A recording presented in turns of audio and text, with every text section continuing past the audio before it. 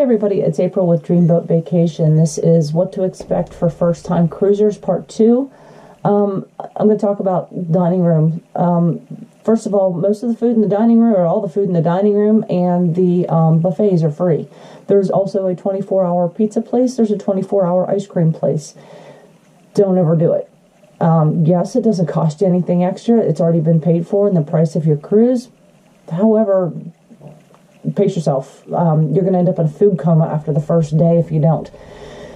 Water, lemonade, coffee, tea, iced tea, they're all included in the price of your cruise. So, you know, you can get those drinks without making any, or having any extra charges, surprise charges added to your bill. Okay, and then we can talk about cabins. If you might be prone to seasickness, you're not sure if you are, I'll be honest, I get motion sickness in the back of a car. I usually have to ride in the front seat. I cannot ride like the tilt-a-whirl and the spinny rides at the amusement parks. I can ride roller coasters. Actually, I can ride the Ferris wheel and the merry-go-round thingy.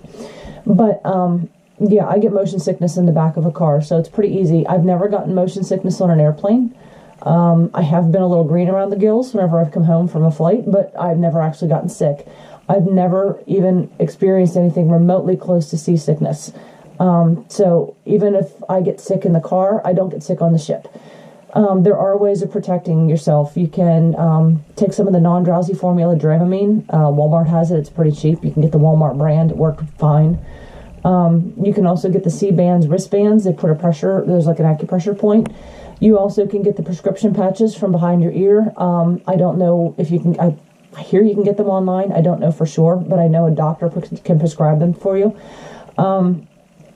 If you think you might be prone to motion sickness, have your travel agent look for a cabin that is midship, as low to the bottom as you can get. Deck 1, deck 2, somewhere in there. That is where you're going to feel the least amount of motion.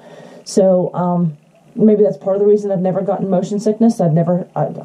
Well, when I booked this last trip, I booked on the first deck, and I chose midship because it was right outside the elevators.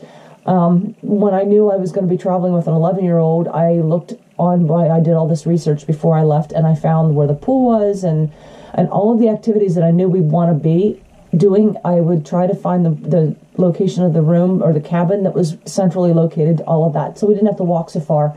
Those ships are huge. You get a lot of walking in. So as much as you eat, you walk it off. Well, most of it. But yeah, I picked a cabin, and I picked it by cabin number that was right outside of the elevators, right smack in the middle of the ship. So I knew I would be centrally located to everything that I wanted to do. They also say interior cabins are also good for motion sickness. I've only ever had an ocean view, so I don't know for sure. But yeah, find on the ship where you want to be, where you're going to be spending the most time, and try to pick a cabin that's closest to that if you're not too concerned about where, as far as midship, aft, forward, whatever.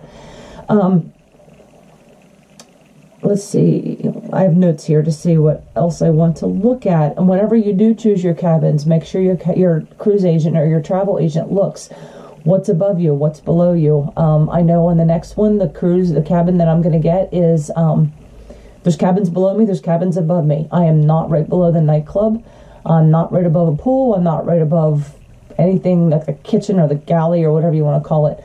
I'm going to be centrally located again, right outside the elevators, but I'm going to be not right near a nightclub or anything like that. But anyway, be relaxed, be flexible. Weather does play a part in some of the activities you might do. They can't change the weather. There's nothing anybody can do about it. It's like a delayed flight. When I worked for U.S. Airways, we had people getting mad at us because their flight was canceled or delayed because, well, we just got 5 inches of snow and they can't see to get in or whatever. It's not our fault. We can't have, the ship crew can't change the weather. They do have other ulterior activities that you can do. There's lots of things that you can do inside if it's raining. Let's hope that doesn't happen because it's always fun to be out in the sun. And be kind to the staff. They're doing everything they can. They are super kind to you. They've been great. I've never met a staff member that didn't go out of their way to make me happy. So if you have any questions, let me know. More comments if you'd like something else. Click the little thumbs up.